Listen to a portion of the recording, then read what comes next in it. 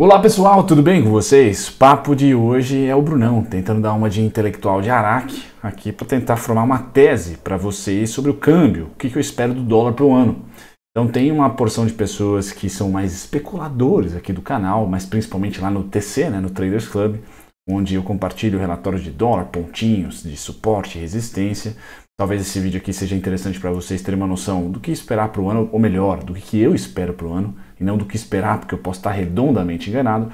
Mas aqui para o canal, cada vez mais eu venho trazendo esse papo de, como que está a cabeça para um ativo específico de acordo com o momento econômico, não só do Brasil, mas também do mundo. E falar de dólar é falar dessa mescla entre Brasil, doméstico e mundo, tá? Ambientes ou itens macroeconômicos como preços de commodities são interessantes para apreciação ou depreciação do nosso real perante o câmbio, perante o dólar. E quando eu falo câmbio, é dólar, certo, pessoal? Então o papo do vídeo vai começar aí a trilhar primeiro, segundo, terceiro e quem sabe aí o quarto trimestre para vocês, o que eu espero do dólar, o que eu espero para o ciclo nosso de juros, tá? E o ciclo também de commodities. Então tem um pouquinho desses três principais itens aí, tá? Câmbio, juros e commodities, porque eu acho que faz todo sentido, né?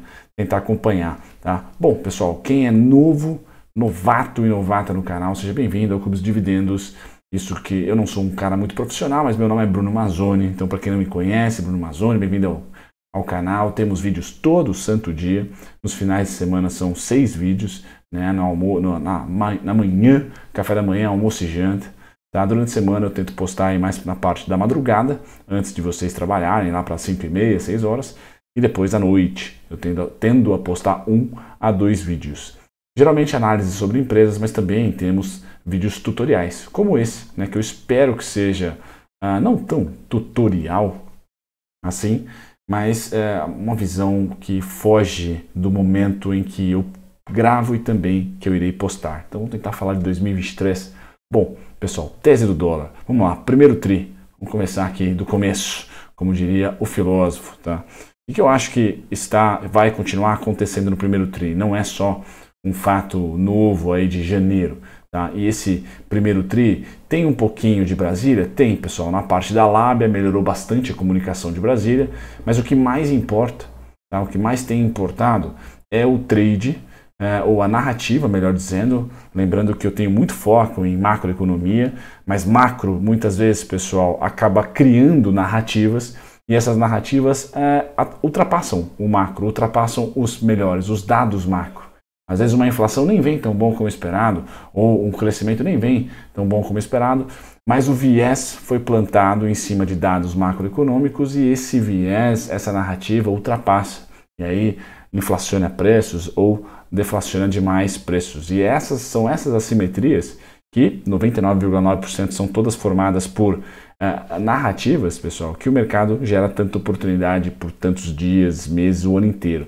Tá? E qual que é a narrativa atual que está gerando essa apreciação do real, na minha opinião? Aquela principal narrativa. A principal narrativa é o copo meio cheio para a reabertura, flexibilização chinesa.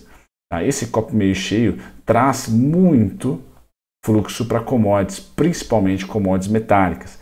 E aí o grande investidor que não gosta de investir na China, que olha para a Rússia e não vai mais investir na Rússia devido a todo o conflito geopolítico, sobra aí Índia, Austrália, Brasil, tá? Então, e América Latina de certa maneira. Então a gente cortou praticamente 2 players nesses últimos anos, China e Rússia, tá?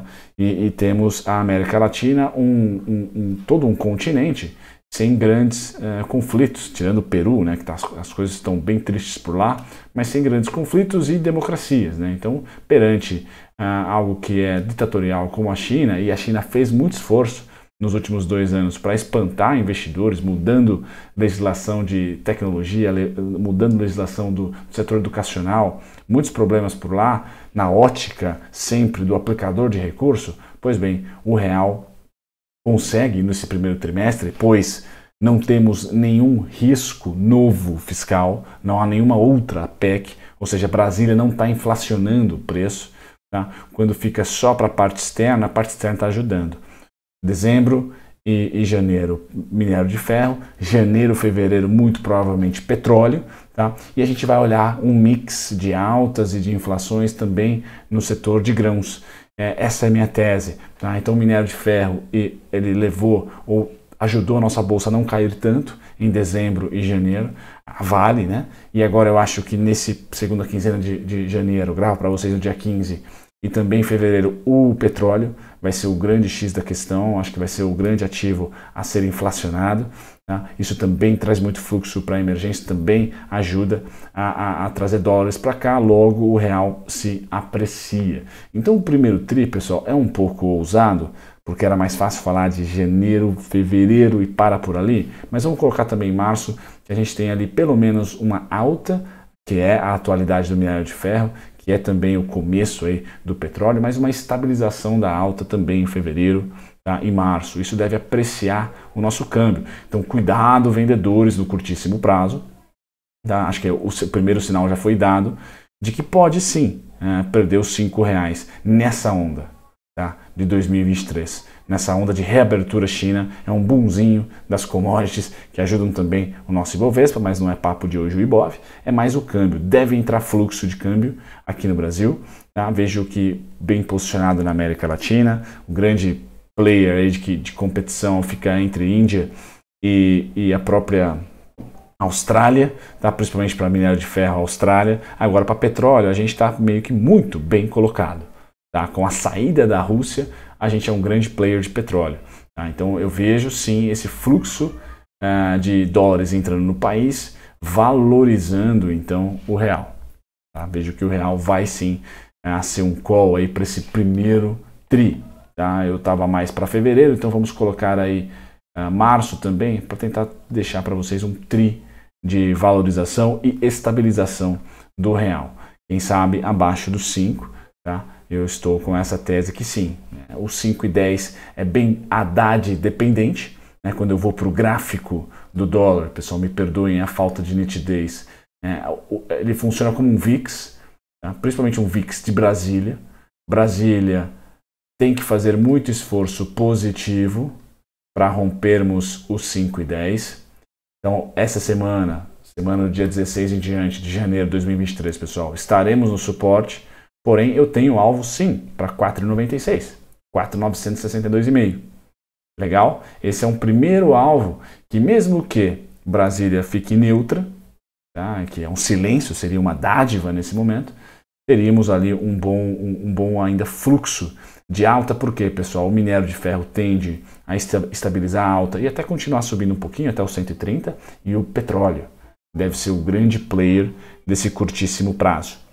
Para ajudar a trazer fluxo para cá. Se Brasília não atrapalhar, certo? Boas entrevistas. O Haddad já mostrou o primeiro pacotinho aí, quem sabe mais pacotes apareçam. O Bernard App aí colocando a reforma tributária em jogo. Acho que tem coisas sim que podem não só ser narrativas, mas fatos também, para trazer uma depreciação do dólar e uma apreciação do real. Aonde vai essa apreciação máxima, pessoal? 4,96 no curtíssimo prazo. Tá? E aí eu acho que vai ser Brasília dependente para a gente perder esses 4,96 e quem sabe sonharmos aí com os 4,82, tá? Para esse janeiro e fevereiro.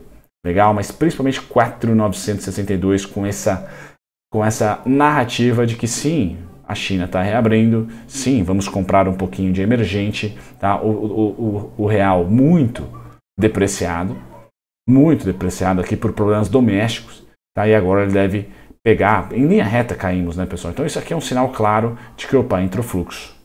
Tá? Temos que respeitar esse fluxo agora, né? A resistência para a semana ficou em 5,183, tá? 5,18. E aí esse 5,18 deve funcionar com uma boa resistência, com alvo aí em os 5,110, o clássico, tá? 5,11, 5,10, que é essa região, 50,82, 50,80,5.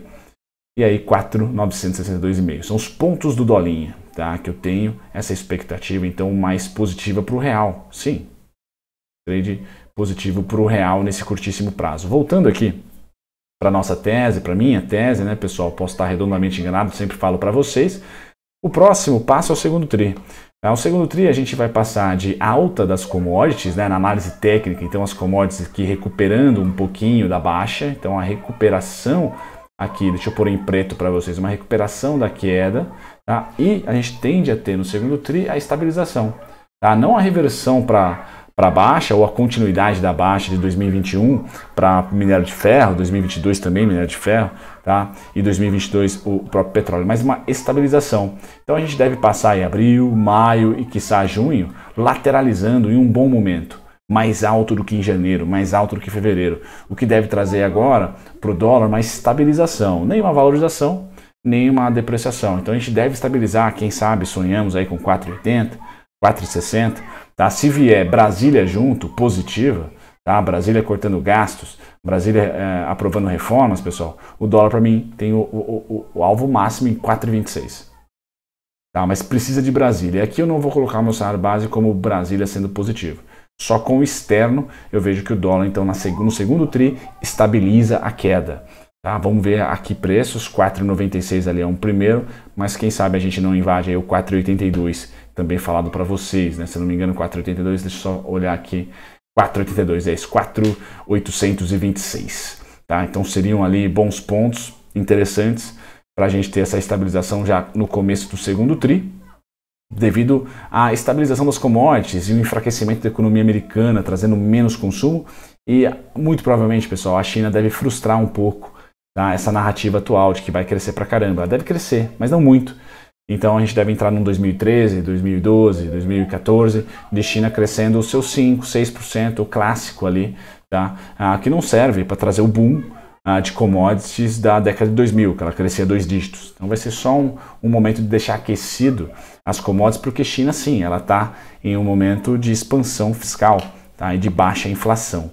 Então estamos no segundo tri, onde os Estados Unidos começa a ter dados mais fracos, China mais fortes, e aí mantém o mundo ocidental crescendo pouco com uma inflação ainda alta, o asiático crescendo e os emergentes aquecidos, porque o asiático é o grande consumidor.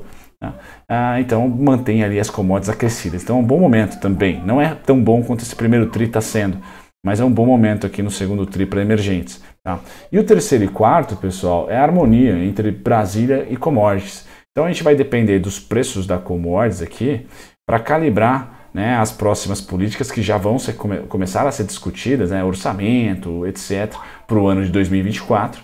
Tá? A gente vai ter que ver como é que está a cabeça dos políticos. Brasília engloba aí tanto os 3 poderes, né, mas principalmente o Congresso e o Executivo, Palácio do Planalto, como é que vai estar ali a cabeça desses caras para 2024, né, olhando provavelmente para um Estados Unidos desacelerando, uma China já com estabilização de crescimento, não mais crescendo, né, e as commodities provavelmente já laterais. Não vejo queda para as commodities já no terceiro tri, eu vejo uma lateralização, como eu falei, né, no gráfico, para quem gosta.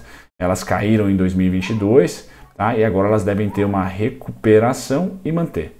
Então essa recuperação é o primeiro tri, né? Que é um momento bom. Esse momento é um momento bacana, tá? Que a gente está vivendo agora, por isso da apreciação do real na minha tese. Agora o segundo momento, esse ano já, lateralização das commodities e um bom patamar. Tá? E um bom patamar. E aí sim, a gente vai precisar aqui ouvir de arcabouço fiscal, o novo arcabouço fiscal. O Haddad deu um semestre para apresentar. Nós vamos precisar ouvir também da reforma tributária, vamos precisar ouvir das medidas que ele já tomou de corte de gasto, etc. Como isso vai ser, qual vai ser o final disso, a eficiência ou não, quanto se economizou, se é que economizou. Então vai precisar um pouco de Brasília para manter o dólar estável ou até em queda.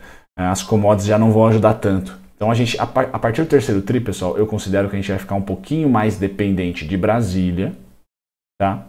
E menos de commodities. No primeiro e segundo tri é mais dependente de commodities do que Brasília, tá? Porque essa PEC já passou e, né, deu o cheque branco aí para esses 2 trimestres. A partir do terceiro e quarto a gente vai discutir o orçamento do ano que vem.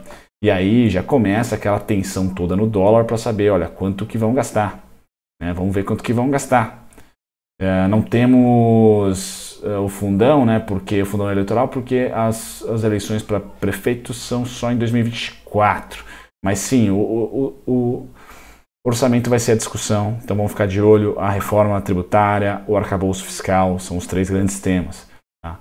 Bom, e aí eu coloco bem grande, né? O tema volta a ser fiscal versus monetário. Como é que vai estar o nosso crescimento versus inflação versus política monetária aqui? Aqui, pessoal, terceiro tri, se a harmonia existir minimamente entre o fiscal e o monetário, entre Haddad e Roberto Campos, muito provavelmente o Robertão vai começar o seu corte de juros. Tá? No terceiro trimestre, terceiro para o quarto. Tá? E corte de juros, pessoal, é ótimo para a nossa economia, ótimo para a indústria de fundos, ótimo para a indústria da Faria Lima de risco, né, de renda variável. Agora, para o câmbio, cara, não. Corte de juros quer dizer que o dólar volta a subir. O dólar volta, pelo menos, a parar de cair. Porque se ele já estiver aqui abaixo de 5, pessoal, entre 4,80 e 4,26, olha, começamos a cortar juros, chega. Tá? Chega de quedas fortes no dólar. Então a gente vai ter um equilíbrio também aqui mais pró-dólar. Tá? Então, entre terceiro e quarto tri, a gente vai ter essas duas dinâmicas, né, entre política monetária e fiscal e também como é que serão as discussões especificamente aqui de arcabouço fiscal, também o orçamento, tá, e a reforma tributária. Então, Brasília em foco a partir do terceiro tri, pessoal. Acho que a gente ganha um pouquinho de sossego nesses dois primeiros tris de 2023. É a minha opinião. A partir do terceiro tri, sim. Vamos falar de novo, né, sobre fiscal, sobre monetário, como é que o Roberto Campos vai estar nas suas atas, vai cortar juros ou não, será que a inflação vai ter abaixado ou essa PEC da transição inflacionou tudo, tá? Como é que vai estar o crescimento, criação de emprego, várias coisas aqui, pessoal, tá? Várias coisas mais focadas em Brasília, em doméstico, menos commodities, menos China e Estados Unidos, mais Brasil aqui. Nesse primeiro tri a gente vai ficar de olho com a fraqueza econômica, o trade do ouro, a fraqueza econômica do Ocidente. O ouro sobe, por isso que a tese do ouro pode ser anual, pode ser o ano inteiro ouro. Tá? E depois aqui no segundo tri a gente vai estar olhando um pouquinho para esse fiscal e monetário do Brasil, porque a China deve entregar esse crescimento e deve manter as commodities nos dando um bom câmbio, uma apreciação. Por que apreciação, pessoal? Porque commodities em alta quer dizer que a arrecadação vai ser maior, nossa balança comercial vai ser mais doce. A arrecadação maior, a gente, entre aspas, pode gastar um pouquinho mais ou o que gastou não vai ter um impacto tão grande na dívida. Tá? Terceiro e quarto tri, volta do dólar. Por quê, pessoal? Porque a gente tende a ter corte de juros. Tá? Tende a ter corte de juros e principalmente tende a ter Brasília como foco principal e não mais commodities. Beleza, pessoal? Finalizo aqui essa tese, tá? Coloco para vocês aqui um último gráfico que pode gerar um pouquinho de interesse para quem trada fora, né? Que é o DXY, né? Ele rima, pessoal. Ele também é um ativo mais tranquilo de se enxergar ciclos. E quem gosta de ciclos, Brunão, eu tendo a acreditar que o DXY aqui para de cair nos 99, nos 101, 103, 105. Estamos lá nesse momento. Tá? O DXY que sempre que rompeu um pivô, tá? Fez de suporte, então agora eu vou colocar também o pivô atual como suporte. E se você gosta de teses macro, quer aprender sobre DXY, curva de juros, etc., Brunão fez aqui um treinamento, tá? no mesmo molde aí dos vídeos do YouTube, pessoal, mas esse treinamento aqui tem bastante coisa para vocês, tá? E agora está incluído aqui também conteúdos de contabilidade, mais conteúdos de análise técnica, evaluation. Tá faltando só opções e fundamentos aqui para ele ficar completo. Essas atualizações devem vir nos próximos meses e quiçá anos, tá? Então esse curso sempre vai ter atualização gratuita para vocês que já compraram, tá? Ele começou com um valor de 237, foi para 337, agora o valor final deste ano aqui, né? 497, certo? Então para valorizar quem já comprou, subiu a ação aí e deve ficar agora, mas temos sim novas atualizações para vocês, pessoal. Inclusive semana que vem eu devo atualizar o alumínio, que não é uma tese que eu tenho, e nós temos agora a CBAV, né? CBA, Companhia Brasileira de Alumínio. Então vale a pena vocês ficarem atentos, os alunos e alunas, porque vai ter o estudo da CBAV também e do alumínio. Beleza, pessoal? É isso. Um grande abraço, até o próximo vídeo. Tchau, tchau.